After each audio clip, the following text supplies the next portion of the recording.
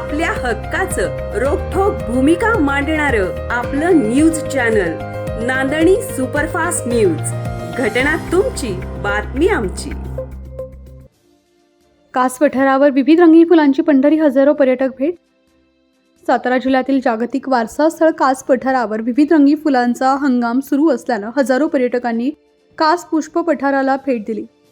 सध्या फुलांसाठी वातावरण पोषक असल्यानं पठार अनेक विविध रंगीबेरंगी फुलांनी बहरू लागले। जिल्हा परराज्यातून हजारो पर्यटकांनी कास पुष्प पठार पाहण्यासाठी कुटुंबासमवेत मोठ्या प्रमाणावर गर्दी केली होती।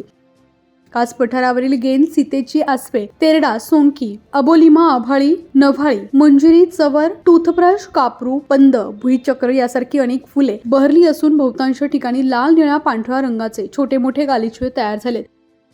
पठारावरील नयनरम्य सुंदर फुलांना पाहण्यासाठी बहुसंख्य पर्यटकांनी कासला भेट दिली। दरम्यान पर्यटक फुलांसमवेत स्वतःला कॅमेरा बंद करत सेल्फी तसेच फोटो सेशन मोठ्या प्रमाणावर करताना दिसत होते। सध्या जांभळ्या, पांढऱ्या, लाल रंगाची छटा पर्यटकांना आकर्षित करत असून सहोबाजूला हिरवीगार निसर्ग, पावसाची अधूनमधून संततधार, गुलाबी थंडी, दाट धुके यामुळे पर्यटक कुटुंबासमवेत कास पठारावर येत आहेत।